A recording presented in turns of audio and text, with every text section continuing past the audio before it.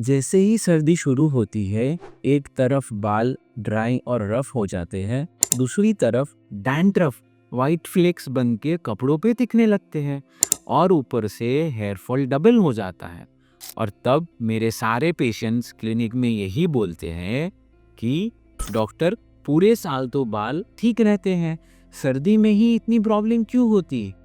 इसी कंफ्यूजन को क्लियर करने के लिए आज मैं आपको बताऊंगा विंटर हेयर केयर का कंप्लीट, सेफ और प्रैक्टिकल रूटीन, जिससे बाल ड्राई नहीं होंगे, डैंड्रफ कंट्रोल में रहेगा और हेयर फॉल भी सिग्निफिकेंटली कम हो सकता है। इसलिए वीडियो को एंड तक देखें।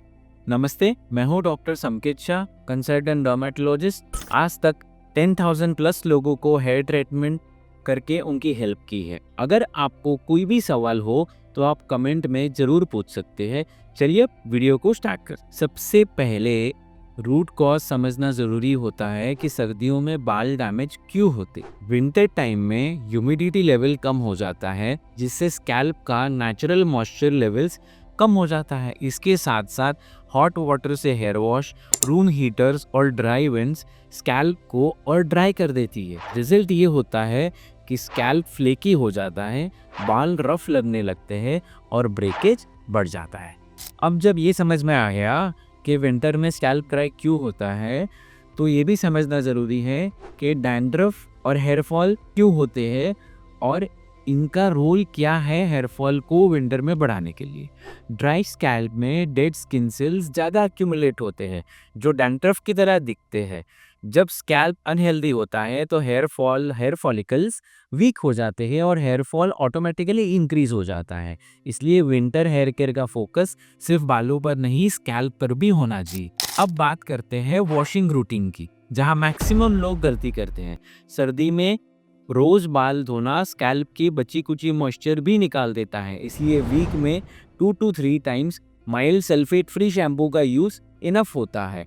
और एक इम्पॉर्टेंट बात, बहुत ज़्यादा गर्म पानी से हेयर वॉश करना स्ट्रिक्टली अवॉइड करें, क्योंकि ड्राइनेस और डैंड्रफ इन दोनों को ये बढ़ा देता है। अब ऑयलिंग को लेकर भी काफ़ी कंफ्यूजन होती है। सर्दी में स्कैल्प को नरिशमेंट चाहिए होता है, लेकिन हेवी ऑयलिंग सॉल्यूशन नहीं होता।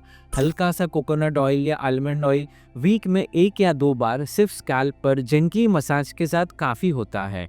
ओवरनाइट हेवी ऑयलिंग, रात भर ऑयल लगा के रखने से डैंड्रफ प्रोन स्कैल्प में प्रॉब्लम और बढ़ सकती है।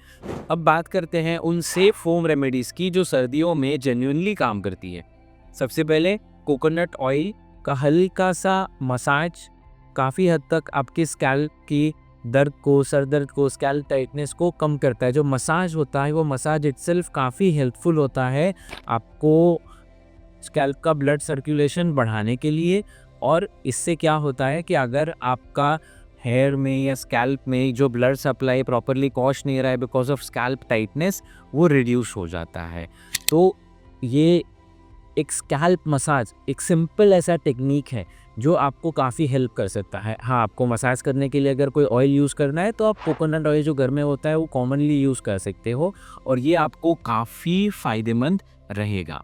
लेकिन याद रखिए, सिर्फ ये एक चीज़ आपको पूरी तरह से हेयर फॉल से नहीं बचाएगी। आपको अपने डाइट पे भी ध्यान देना है।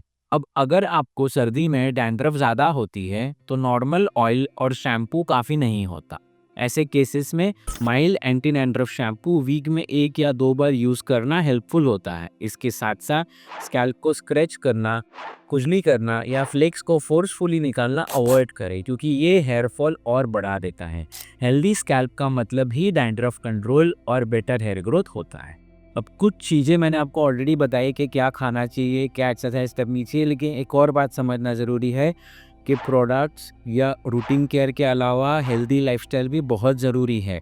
सर्दी में वाटर इंटेक कम हो जाता है, जो ओवरऑल हमारे बॉडी के हाइड्रेशन लेवल को कम करता है और एक ये हिडन रीज़न होता है हेयर फॉल का और बाकी के स्किन प्रॉब्लम्स का भी। इसलिए एडिक्वेट पानी पीना चाहिए, नट्स, सीजनल फ्रूट्स खाने चाहिए, प्रॉपर स्लीप लेना भी बहुत ज़रूरी है।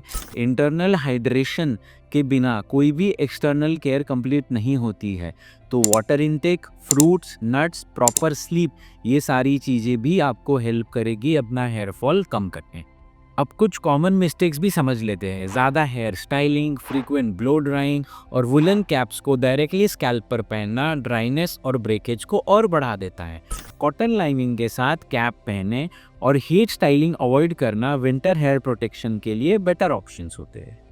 अगर आप विंटर हेयर केयर सब कुछ फॉलो करने के बाद भी हेयर फॉल या थिनिंग से परेशान हो, तो थोड़ा सा पॉज करके सोचिए, कहीं प्रॉब्लम सिर्फ बाहर से नहीं, अंदर से तो नहीं आ रही है ना।